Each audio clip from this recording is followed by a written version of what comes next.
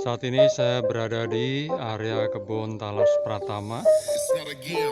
Ini adalah Talas Pratama yang ditanam secara tumpang sari dengan kangkung. Jadi setiap 20 hari bisa panen kangkung sambil nunggu itu talasnya bisa dipanen. Ini kemarin dipanen dengan cara ditarik. Ini saya sudah bawain goloknya.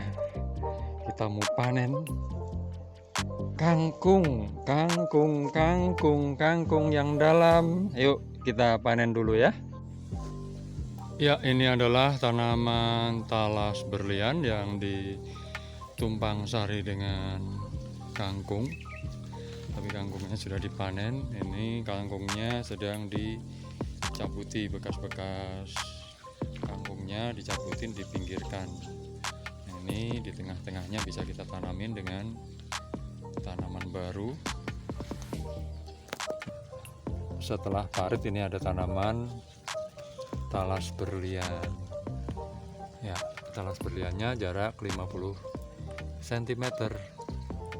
Kemudian pada jarak 1 meter, 1, 2, 3, 4 dan seterusnya bisa tanamin dengan talas Surinam. Begitu, ini kita tanam di tengah-tengah gulutan atau bedengan. Demikian gambarannya kalau kita membuat tumpang sari. Ya, akan seperti ini nanti.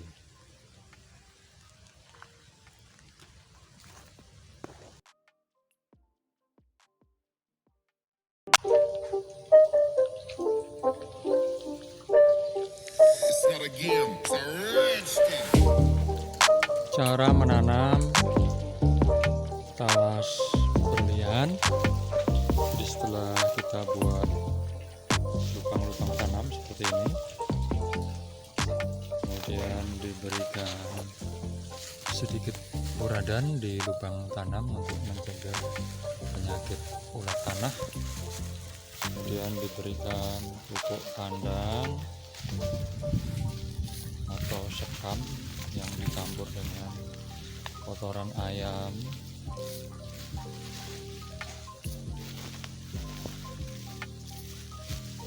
Selanjutnya kotoran ayam ini kita semprot dengan PM4 atau dengan pupuk organik cair untuk fermentasi. Kemudian setelah itu ditutup dengan tanah kira-kira 1 cm, 1-2 cm, baru kemudian ditanam talas di atasnya. Ya, ini adalah kompos atau sekam dan kotoran ayam yang sudah disemprot dengan larutan PM4. Di setiap lubang disemprotin seperti itu.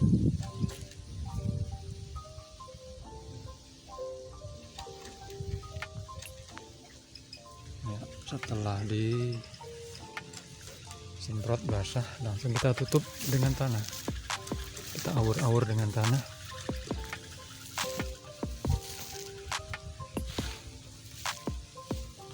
Ya, secukupnya.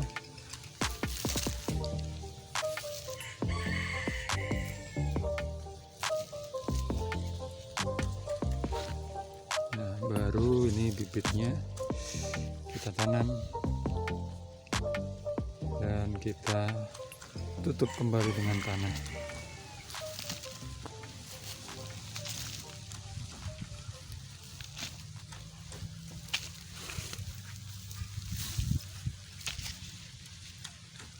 Ya, nah seperti ini cara menanamnya, sangat mudah dan sederhana.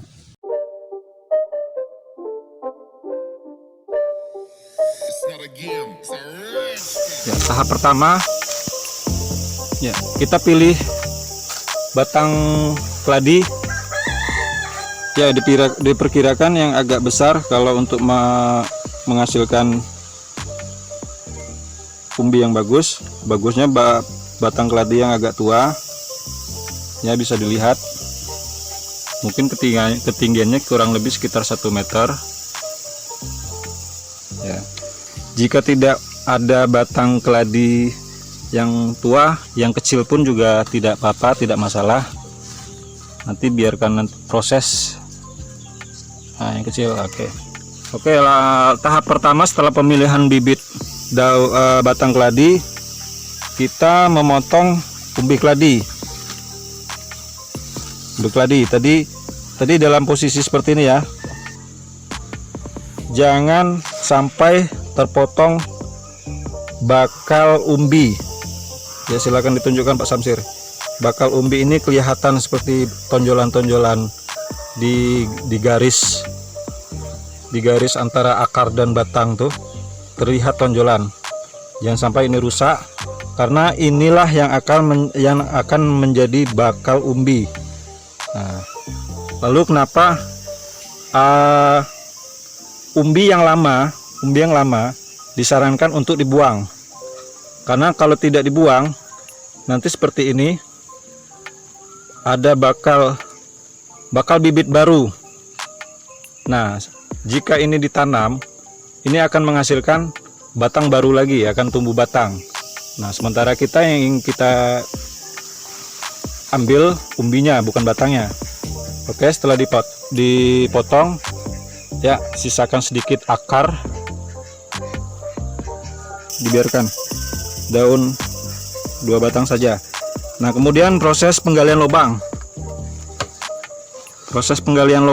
Ini perlu diperhatikan dengan serius.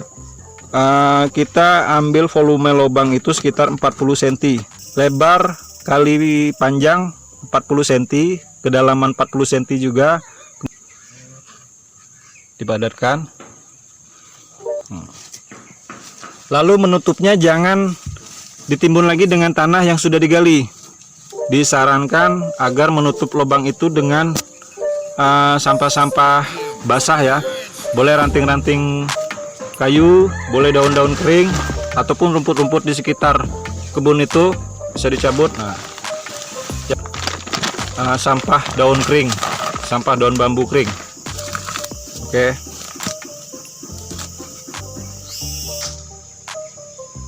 Ya, ingat jangan ditimbun lagi dengan tanah yang sudah kita gali.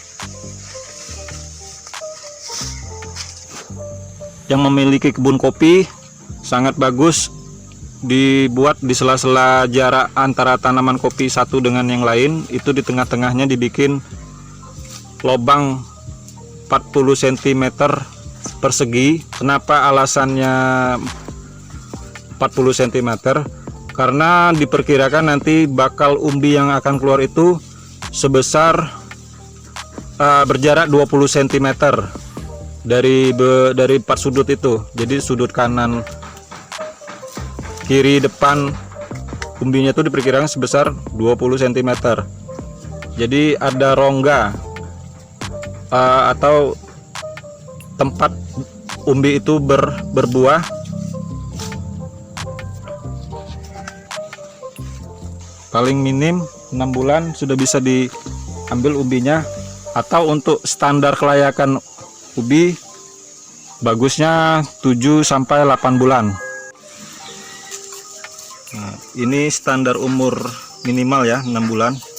Ya, sudah kelihatan umbinya. Nah, kelihatan besar.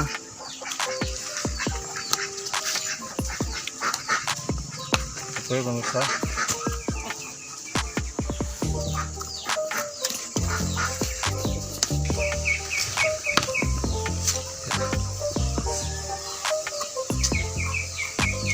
ya pemirsa, ini umbi talas yang berumur 6 bulan.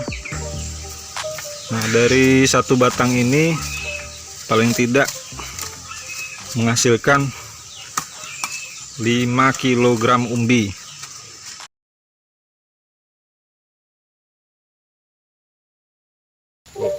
Yang segini-gini ini jangan dibuang. Ini akan menjadi bibit yang super.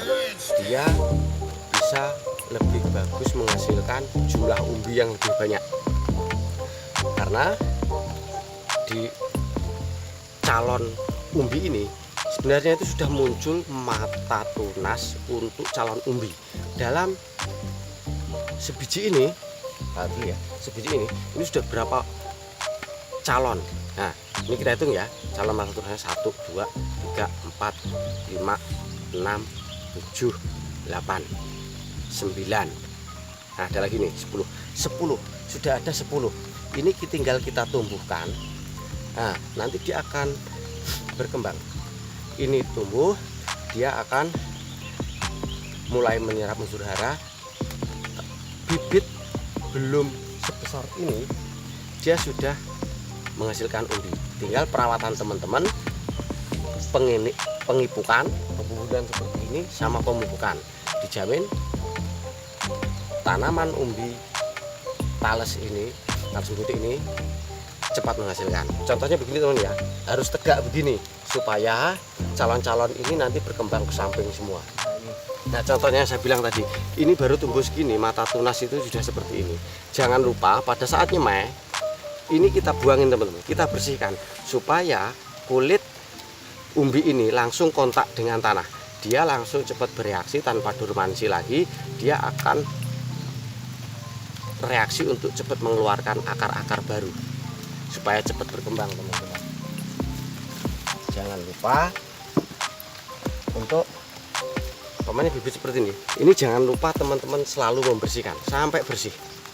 Jadi serabut yang kering, calon-calon bekas akar yang kering ini harus kita bersihkan. Ini kalau nggak kita bersihkan, dia akan lama tumbuh akar, apalagi tumbuh tunas. Tapi kalau kita bersihkan gini, permukaan kulit dia langsung kontak dengan tanah, lembabnya tinggi, dia akan cepat bereaksi hingga memunculkan akar-akar baru dan cepat berkembang menjadi bibit yang super. Sekarang saya beri contoh. Pelepah paling bawah ini dia pendek teman-teman. Nah, segini aja. Tapi dia sudah menghasilkan umbi. Ini kalau teman-teman umur segini sudah langsung diipuk, ditimbun, dipupuk, pertumbuhannya ini akan ke samping semua. Nah, ini teman-teman, ini ada yang patah. Nah, ini sebenarnya bibit, cuma sudah mengeluarkan umbi. Makanya kalau seperti ini, bibit dari ini dia akan cepat menghasilkan umbi. Ini yang pertama. Yang kedua, proses pertumbuhan pemanjangan batang ini agak lambat karena kalau bibit telur dia sifatnya bundar, dia nih rapat dia teman-teman. Beda dengan bibit yang dari mahkota yang kita potong jedek dari batang ini kita potong saja, dia akan cepat berkembangnya karena memang batangnya sudah besar, jumlah matanya juga jarang-jarang, cuma dia tetap cepat hidup, cepat berproduksi juga. Cuma kalau yang ini dia akan cepat bertumbuh, berkembang, tapi lambat untuk mengalami pendinginan.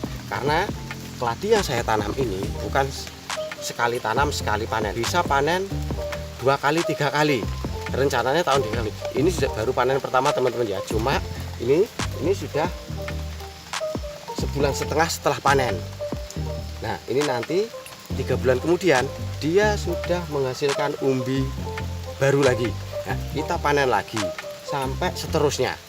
Ini cukup waktu 3 bulan sampai 3,5 bulan setelah panen pertama itu sudah bisa panen lagi. Irit 2,5 bulan teman-teman, sangat dahsyat. Waktu 2,5 bulan, terus waktu biaya juga mantap. Nah, ini teman-teman, nah ini sudah kelihatan semua, ini layak dipanen lagi teman-teman. Masya Allah.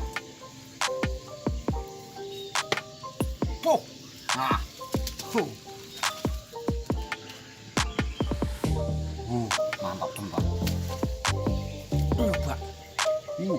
Baru 3,5 bulan teman-teman. Ini kalau pas kena tak gitu, supaya apa? Nggak buka. Nah, nih nggak ada yang buka teman-teman. Tidak mengurangi kualitas.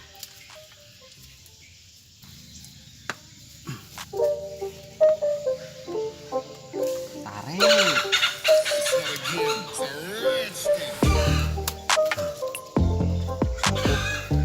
2, 3, 4, 5, 6, 7, 8, 9, 10, 11, 12. Mantap teman-teman ya.